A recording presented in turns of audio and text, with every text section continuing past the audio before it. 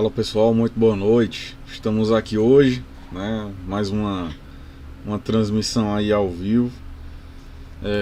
Hoje nós vamos falar um pouco, né? De maneira bem rápida, de maneira bastante objetiva, sobre algumas ferramentas digitais, né? Que podem ser usadas por vocês na escrita científica de uma maneira geral, seja na escrita científica de um artigo, de um TCC, de uma dissertação, uma tese, qualquer tipo aí de trabalho acadêmico, você vai estar conseguindo, né, aproveitar alguma dessas ferramentas digitais aí para você conseguir escrever um pouco mais rápido, escrever um pouco melhor, ter algumas ideias interessantes.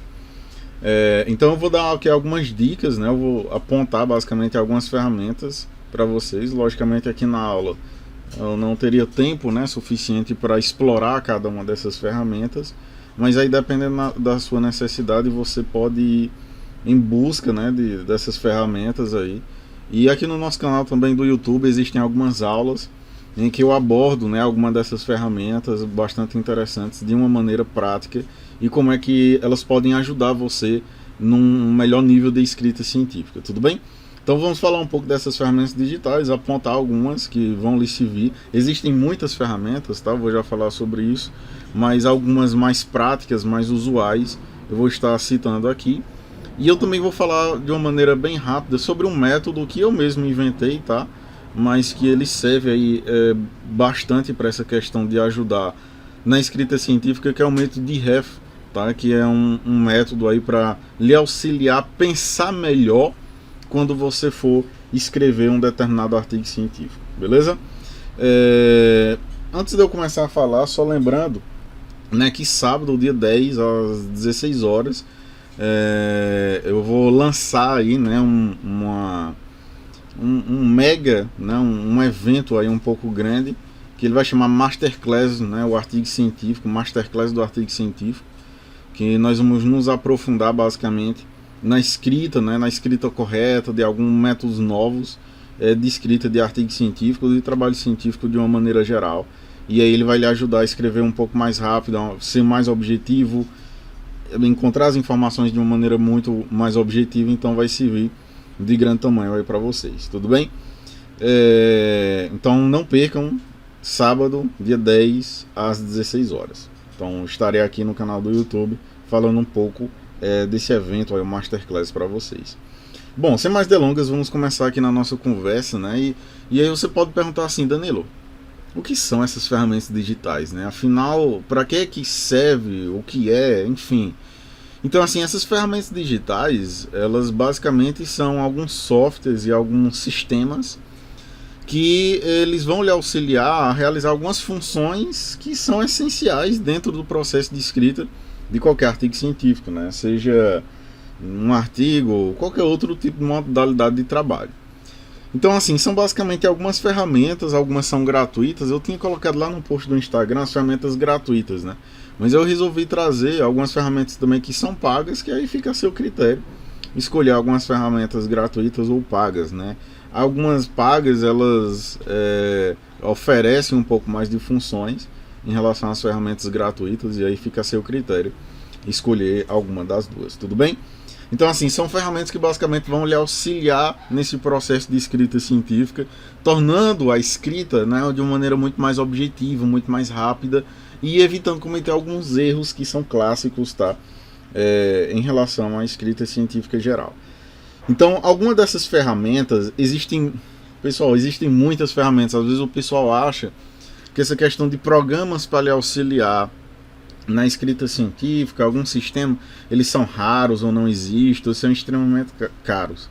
Existem muitas ferramentas e muitas são gratuitas, tá?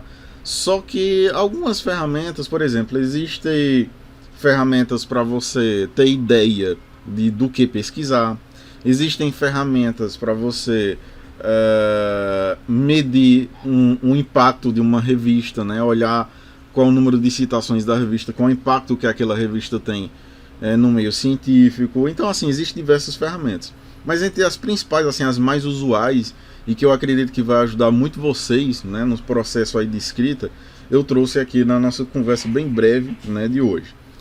primeiro de todas, e assim, a que eu recomendo mais em todas as minhas aulas, eu acho que eu falo. E aí, se você tiver curiosidade, tem vídeo, né, aqui no nosso canal, ensinando a usar, né, um gerenciador de referência. Que esse grupo aí de software, né, os gerenciadores de referência, eles são alguns softwares, alguns sistemas, que eles basicamente fazem a referência e a citação para você nas normas, pessoal. Então assim, eu sempre dou essa dica, porque só quem faz a citação e referência manual sabe a dificuldade que é. Você vai fazer uma citação, por exemplo, nas normas da ABNT, tem todas aquelas normas, citação com um autor, 2 autores, 3 autores, mais de 3 autores, né? Tem que colocar o ano, tem que colocar o ETAL, tem que colocar ponto e vírgula. Vai fazer uma referência, tem que colocar o nome do autor, o sobrenome do autor lá em maiúsculo, o nome do autor, o título, a revista, volume, edição, ano, o site, etc. Então assim, são várias informações que você vai ter que extrair, né, de uma maneira manual, e está construindo de uma maneira manual, né, quando você faz isso da maneira mais usual.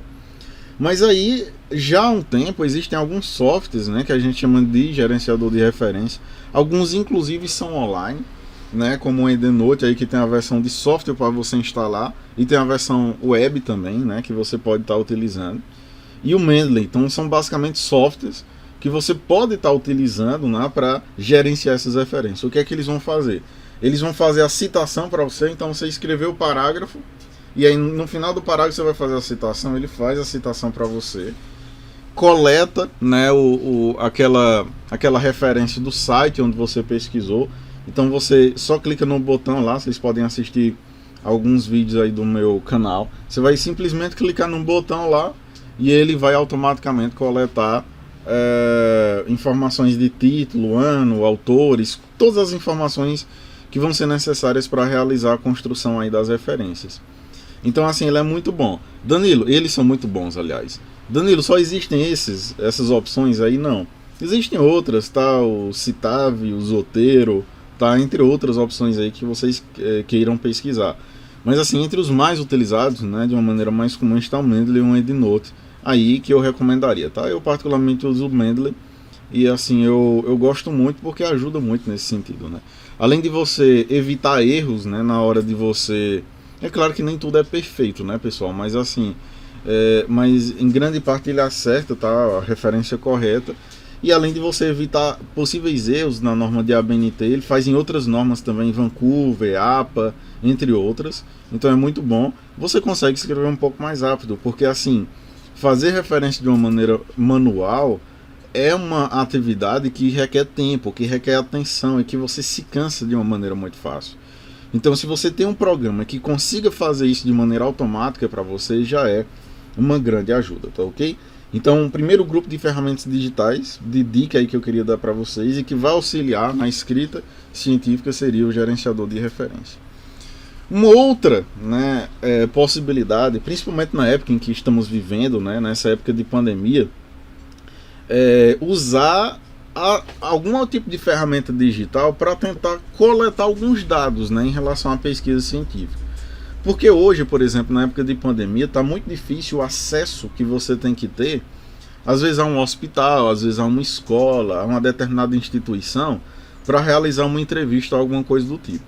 Mas para contornar essa situação aí, você pode estar utilizando algumas ferramentas como o Google Forms ou o Typeforms. O Google Forms é o mais utilizado assim disparadamente, né? Porque ele é uma ferramenta aí um pouco mais ampla, né? Já é gerenciada aí por uma empresa grande. E o Google Forms, com o Google Forms, por exemplo, o Typeform consegue fazer isso também, mas o Google Forms ele tem mais algumas ferramentas interessantes que você pode usar. Você pode criar um formulário, você vai realizar uma pesquisa, não está tendo como, por exemplo, você ir na empresa por conta da questão da pandemia, o distanciamento, etc. Então você pode elaborar um formulário e lá você pode elaborar questões abertas, questões fechadas, pode colocar gráfico, uma figura, né, e etc. E aí você pode estar elaborando lá um formulário e enviando para a pessoa via WhatsApp, divulgando no seu Instagram, e aí você consegue realizar uma pesquisa científica tranquilamente, né, por meio aí de um questionário que a pessoa vai responder essas perguntas e vai estar você vai estar recebendo, né, no seu e-mail aí, no sistema que você cadastrou essas respostas. E aí um sistema como o Google Forms, por exemplo, ele é muito interessante, porque ele já vai lhe gerar gráficos, ele já vai lhe gerar quantas pessoas responderam, já vai lhe gerar uma certa estatística prévia ali, que você vai poder utilizar no seu estudo, tudo bem? Então, assim, é uma ferramenta muito interessante, principalmente na época, né, em que estamos hoje, porque ela permite, né, o pessoal está utilizando muito esse tipo de formulário. Só tem muito cuidado, porque independente se você está tendo contato pessoal ou não, você vai precisar ter um aceite dessa pessoa, né, que é o TCLE, o termo de consentimento livre e esclarecido. Então, quando for realizar alguma pesquisa online, sempre coloque lá o TCLE, né? Vocês podem pesquisar como fazer isso, é bastante simples. Que a pessoa, quando ela abre a tela, vou participar dessa pesquisa. Quando ela clica no link, aí vai abrir uma tela explicando todos os procedimentos da pesquisa, o que é que vai ser abordado. E aí a pessoa, quando clica em aceitar, né, que é ela dando uma autorização, uma certa assinatura digital, aí ela tem acesso àquelas perguntas que ela vai responder. Isso é bom porque você vai estar seguindo as resoluções aí em relação à pesquisa e você vai estar evitando algum conflito ético, né, que possa surgir em relação à sua coleta de dados. Tudo bem? Então, assim, é uma ferramenta muito boa também de ser utilizada. Em relação à análise de dados, tá, pessoal? Eu queria chamar a atenção para alguns softwares aí interessantes. O que é analisar dados? Por exemplo, você coletou os seus dados e agora você tem que analisar essas informações, né? Gerar um estatístico, um gráfico, analisar de uma maneira geral. E eu queria chamar a atenção para alguns softwares aí, alguns clássicos que já são utilizados na questão de análise de dados, como é a questão do SPSS. Temos também o RevMan, né? Que ele está sendo muito discutido agora, o RevMan. Inclusive tem alguns vídeos aí também no meu canal que falam sobre ele, que é um software que ele é utilizado basicamente para direcionar de maneira bem específica a revisão sistemática da literatura, e ele é um software também que ele serve para realizar meta-análise. Então agora, né, ultimamente o pessoal está realizando muita meta-análise, porque a pesquisa científica agora ela tem se voltado mais para a questão da revisão de literatura, da análise de dados secundários e consequentemente softwares, né, que trabalhem com essas questões, que trabalhem com a pesquisa científica de uma maneira geral, revisão literatura, dados secundários e programas que consigam fazer essa análise, ela tem ganhado um grande espaço aí nessa questão da análise dos dados. Então, o RevMan é um programa que está sendo muito destacado aí, e para quem é da área aí de ciências humanas, ciências sociais ou qualquer outra área e que realize pesquisa qualitativa, dois softwares que estão se destacando muito aí são o Iramutec e o NVivo, que são softwares basicamente para análise qualitativa. Então, se você realiza uma entrevista com um grupo de pessoas, se você realiza uma revisão narrativa da literatura, você pode estar pegando essas falas, pode estar pegando trechos desses documentos e analisando com esses softwares, né, que eles vão gerar algumas estatísticas legais, uma nuvem de palavras, algumas correlações interessantes, e que é uma nova perspectiva, né, para além da análise de conteúdo de Bardan, de Minayo, que foi e é muito trabalhado, né, mas de uma maneira complementar. O pessoal também está trabalhando muito com alguns softwares aí, como o Iramutec e o NVivo. Beleza? Um outro grupo de softwares também que é essencial que você use são detectadores de plágio, ou seja, softwares, sistemas que eles consigam, né, analisar se o documento que você elaborou, o artigo, o TCC, aquele manuscrito, ele tem um teor de plágio considerável ou não. Aí a gente pode apontar alguns, existem milhares, pessoal, milhares aí de softwares, de sistemas que eles conseguem detectar plágio, né? Alguns deles o Copspide, o Plagium, né? O Copspide no caso aí é grátis, existem alguns pagos aí, como esses exemplos e outros que você pode estar usando. Danilo, eu posso usar um farejador de plágio gratuito? Pode, né? Ele vai realizar a mesma função. É claro que as coisas que são pagas, né, pessoal, elas têm uma maior quantidade de detalhes, né? Elas têm uma maior quantidade de funções quando se trata de programas e de sistemas, mas o gratuito também ele vai gerar para você resultados bastante significativos. Danilo, mas eu sempre escrevo fazendo citação indireta, eu nunca faço Ctrl+C, Ctrl+V. Então é necessário usar um farejador de plágio, né? Uma análise de plágio aí no meu trabalho? Sim, porque inclusive eu já discuti isso aqui no canal. Às vezes você escreve e às vezes de uma maneira involuntária você acaba cometendo plágio. Como assim? Isso acontece muito quando nós lemos, por exemplo, eu abri aqui um artigo, né, na internet e aí fiz uma leitura dele bem rápida, li algumas coisas e aí eu já vou citar no meu trabalho. Quando você lê pouco, quando você lê só uma determinada literatura, só um livro, só um artigo, e aí você já vai logo escrever, você tende a cometer plágio quase que de uma maneira involuntária, porque você leu aquelas poucas informações e você vai tentar escrever também aquelas poucas informações, né? Qual é o ideal para você não cometer plágio? Depois eu vou fazer uma live sobre isso, inclusive amanhã eu tenho uma palestra sobre isso. Mas qual é a dica, né, para você não estar cometendo plágio, né, nas suas escritas científicas? Tentar ler, né, de uma maneira, ler uma maior quantidade de literaturas, isso é essencial, e tentar também, não, como é que eu vou colocar assim? Sempre que você colocar um dado estatístico, alguma definição, você tem que citar, pessoal, porque por exemplo, eu vou colocar a quantidade de óbitos por Covid no estado de São Paulo. Então, essa informação não foi eu que pesquisei, eu retirei de alguma fonte. Então, quando você faz isso, você automaticamente tem que citar, né? E tentar nunca reescrever tal e qual tá lá, porque esse negócio de Ctrl+C, Ctrl+V, mesmo fazendo citação direta, ele já está um pouco ultrapassado. Então, essas são algumas dicas assim bem gerais para você tentar evitar o plágio. Mas às vezes a gente, mesmo seguindo essas recomendações, acaba cometendo algum nível de plágio aí quase que de uma maneira involuntária. Então, quando você escreveu o seu documento, está colocando aí em um sistema aí que consiga detectar esse plágio é essencial, tudo bem? E também você pode estar usando algumas ferramentas aí, durante a sua escrita científica, você pode estar elaborando alguns mapas mentais, você pode estar elaborando algumas figuras interessantes, isso é muito importante, para colocar no seu artigo, né? Porque algum gráfico, isso torna a leitura um pouco mais visual e muito melhor. Existem algumas ferramentas que você pode estar elaborando alguns mapas mentais, seja para você estudar ou seja para colocar no seu artigo, no seu manuscrito, como o Canva, o MindMaster, o Freeplane, né, que eles basicamente são sistemas, né, tem a versão gratuita e a versão paga, né, dessas estratégias, e aí elas conseguem fazer, você vai conseguir fazer algumas figuras, alguns mapas mentais bastante interessantes para estar elaborando aí, colocando no seu manuscrito.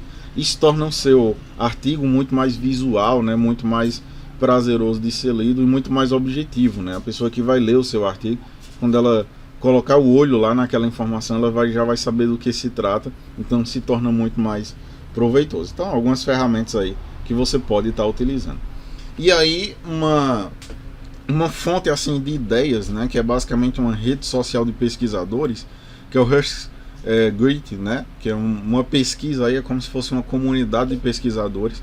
Você pode estar se cadastrando lá. E nessa rede, tá, é como se fosse uma rede social. O pessoal discute sobre muitos temas novos, né, de diferentes áreas. Então eu acredito que vale a pena também dar uma conferida. E ela vai servir muito para você ter algumas ideias, né, sobre o que pesquisar na sua área de atuação. Então uma dica aí final que eu deixo para vocês. E por último eu gostaria de deixar aí nessa estratégia, né, que eu criei, não é bem uma estratégia, é só um acrônimozinho, para descrever algumas etapas que são essenciais na hora de você escrever qualquer trabalho científico, seja um artigo, um TCC, qualquer coisa. Então, assim, essa estratégia eu chamei de DREF, tá? Que ela é basicamente, né, um acrônimo aí, que cada letra ela vai representar uma etapa específica, né, a ser realizada quando você vai elaborar, por exemplo, um artigo. O dele se refere basicamente a delinear bem a abordagem que você vai fazer. Como assim? Quando você vai escrever um artigo científico, você não pode começar a escrever com as ideias assim muito gerais, tá? com umas ideias muito abrangentes. Ah, eu vou escrever sobre meio ambiente, eu vou escrever sobre a construção de prédios. Não, você tem que deixar essa abordagem muito bem específica. De preferência, você tem que direcionar já para uma pergunta de pesquisa muito bem específica. Porque quando você faz isso, você vai direcionar o seu estudo também de uma maneira bastante específica. Evita a famosa fuga de tema, tá? Então, primeira etapa que você vai fazer, né, dessa estratégia aqui é o de ref, que é o delinear bem a sua abordagem.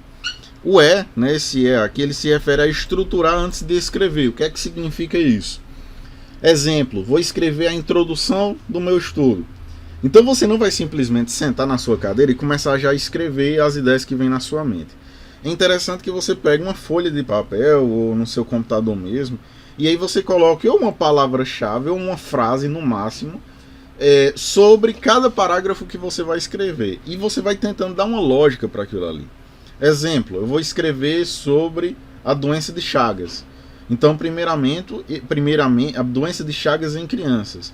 Então, primeiramente, eu vou dizer o que é a doença de Chagas, o que é que causa a doença de Chagas. Então, eu colocaria só um tópico assim, ó. O que é a doença de Chagas?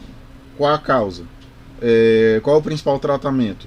Qual o impacto da doença de Chagas em crianças? Ou seja, só uma palavra-chave, algumas expressões, e cada uma dessas expressões elas se referiam basicamente a um parágrafo. Danilo, que besteira. Por que fazer assim? Porque quando você faz isso, você torna as ideias muito mais coesas, muito mais coerentes, né? As ideias entre os parágrafos. E aí você evita também essa fuga de tema. Quando você simplesmente senta e vai escrever, e você escreve de uma maneira muito aleatória, você acaba fazendo com que haja uma desconexão, né, dessas ideias. E isso não é interessante para qualquer item que você vai escrever dentro do seu artigo, dentro do seu trabalho científico. Então, assim, antes de escrever, realmente você tem que estruturar o que você vai escrever. Ou seja, coloca umas ideias, umas palavras-chave, né, do que é que você vai abordar. E aí só em seguida você vai escrever, né, que é o outro E. E aí depois que você escrever, você vai revisar. Por que é que eu estou falando isso? Porque é bastante comum a pessoa, quando ela vai escrever, ela vai escrevendo, opa, errei uma palavra. E aí ela já conserta. Opa, eu achei que esse parágrafo poderia ser escrito de outra forma. E aí vai escrever. Tenta escrever de uma maneira geral, tá? Tenta escrever ali as ideias e depois que você escrever é que você vem fazendo uma revisão de ortografia, de gramática, com uma melhor reestruturação das ideias. Porque o que é que acontece? Se você vai escrevendo e vai corrigindo na mesma hora, isso dali faz com que haja uma dissipação de ideias, ou seja, às vezes a sua mente você fica meio aéreo assim, sem saber o que é que está escrevendo mais. E aí você acaba se perdendo, o tempo acaba passando muito rápido, e aí você acaba não produzindo, né, de uma maneira efetiva nessa sua escrita. Então, assim, escreve para depois revisar. Aí depois de você revisar, escreveu, revisou, fez alguma adequação, aí você pode partir para a etapa de exploração. Ou seja, você detalhar mais aquilo que você escreveu. Procurar outras referências, procurar outros dados, procurar uma informação nova que tenha saído naquele período que você estava escrevendo. Então é justamente o período de explorar. E aí depois de explorar, você pode fazer alguma complementação, inserir alguma outra informação. E aí depois disso você vai formatar. Porque é outro problema que o pessoal tem. Às vezes já vai escrevendo, já vai formatando margens, tipo de letra, alguma coisa do tipo. É claro que manter uma formatação geral é interessante.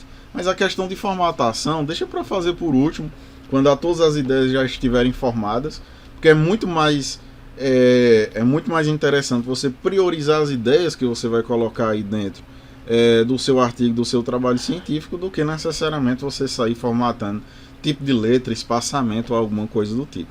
Tudo bem, pessoal? Então essa é uma estratégia bem simples aí, mas que ela pode ajudar várias pessoas a escreverem de uma maneira muito mais efetiva, que é a estratégia de REF. Tá criado aqui pelo professor Danilo, e aí eu estou disponibilizando aqui gratuitamente para vocês aqui no nosso canal de comunicação. Tudo bem, pessoal? Então, assim, essa conversa de hoje foi uma conversa bem breve aí. Eu espero que eu tenha direcionado aí de uma maneira bastante objetiva algumas dicas aí para auxiliar vocês na escrita científica de uma maneira muito mais simples, muito mais rápida e o principal, sem complicação, sem dor de cabeça. Espero ter ajudado vocês. Um forte abraço, não percam a live do dia 10, né, sábado às 16 horas, em que falaremos aí Masterclass do artigo científico. Não percam, um evento muito gratuito, né, e muito proveitoso aí para as diversas áreas do conhecimento. Forte abraço, um beijo no coração, uma boa noite a todos. Abraço.